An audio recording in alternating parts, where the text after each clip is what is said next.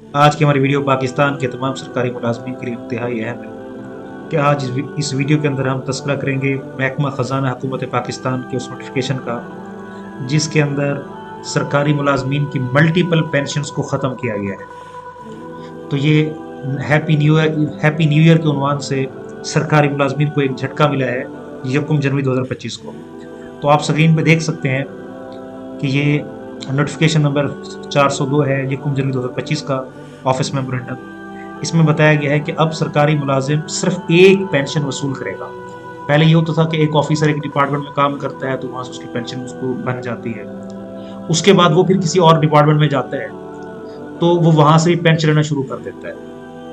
तो अब बताया गया है कि जी अब सिर्फ एक पेंशन मिला करेगी उस सरकारी मुलाजिम को। जो मल्टीपल पेंशन का कॉन्सेप्ट है अब ये खत्म हो जाएगा। तो ये ऐसा क्यों किया गया? ये IMF की रिक्वायरमेंट थी, उसकी तरफ से काफ़ी दबाव था फेडरल गवर्नमेंट पे कि आप अपने पेंशन के अखराजात को कम करें। अब ये IMF की जो रिक्वायरमेंट्स थी उसको पूरा कर दिया गया है और इससे जो हुकूमत का जो पेंशन का एक बोझ है, हुकूमत ने कोशिश की है कि इसको कम किया जाए। तो लेकिन इसके साथ सरकारी मुलाजमों को एक बहुत बड़ा धचका लगा है। दूसरी जो अहम बात आज के नोटिफिकेशन के हवाले से है वो है पेंशन की कैलकुलेशन के तरीकाकार को अब तब्दील कर दिया गया है। पहले ये होता था कि जो आदमी की आखिरी बेसिक पे होती थी किसी भी सरकारी मुलाजिम की, उसके ऊपर पेंशन कैलकुलेट होती थी।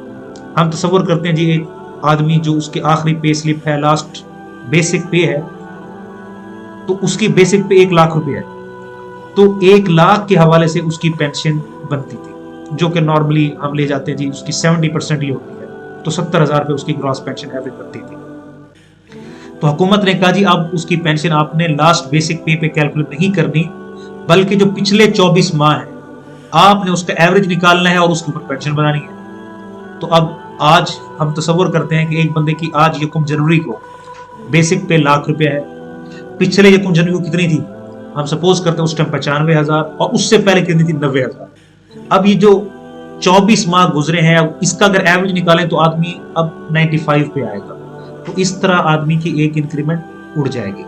तो अब सरकारी मुलाजमीन की जो पेंशन की कैलकुलेशन है उसका तरीकाकार चेंज हो चुका है। इससे उनके कम्यूटेशन में भी फर्क आएगा और माहाना पेंशन के अंदर भी फर्क आएगा। और जो तीसरी सबसे अहम बात है वो हम बताते हैं वो नोटिफिकेशन मल्टीपल पेंशन के बाद वो है कि जो फ्यूचर की इंक्रीजेज होती है, यानी जैसे हर साल जून के अंदर हुकूमत अपना बजट पेश करती है तो उसके अंदर जैसे सरकारी मुलाजमीन की तनख्वाह बढ़ती है वैसे पेंशनर्स की पेंशन भी बढ़ती है।